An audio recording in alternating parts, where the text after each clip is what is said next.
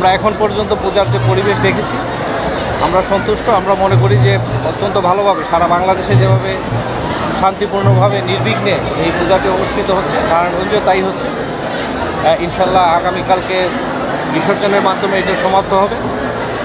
এখন পর্যন্ত আমরা এমন কোনো ইনসিডেন্টের খবর পাইনি বা কোনো শান্তি শৃঙ্খলা সংক্রান্ত কোনো বিষয় ঘটেনি। সবাই অত্যন্ত উৎসাহের সাথে সেটি উপভোগ করছেন।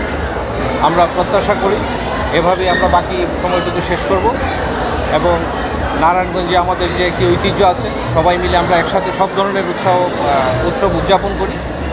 এবারও তাই হচ্ছে, আমরা সেটি অব্যাহত থাকবে বলে আমি প্রত্যাশা করি।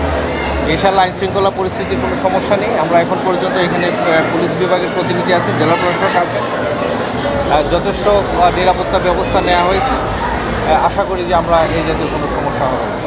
আগামীকালকে সরকার একটা নির্ধারিত সময় দিয়েছেন, এর ভিতরে বিসর্জনের কাজটি সম্পন্ন করার জন্য বিভিন্ন পূজা মণ্ডপের যারা দায়িত্বে আছেন তারা আমাদেরকে আশ্বস্ত করেছেন তারা নির্ধারিত সময়ের ভিতরে এই বিসর্জনের কাজটি শেষ করবেন। আমরা আশা করি যে শান্তিপূর্ণভাবে আমরা বাকি সময়টুকু শেষ করতে পারব। নিরাপত্তার জন্য তো কোনো সমস্যা হয়। আমি বুঝি নির্মাণের শিল্প, সালাম স্টিল বোঝে ডিউরেবিলিটি। সালাম স্টিল, মোস্ট ডিউরেবল স্টিল।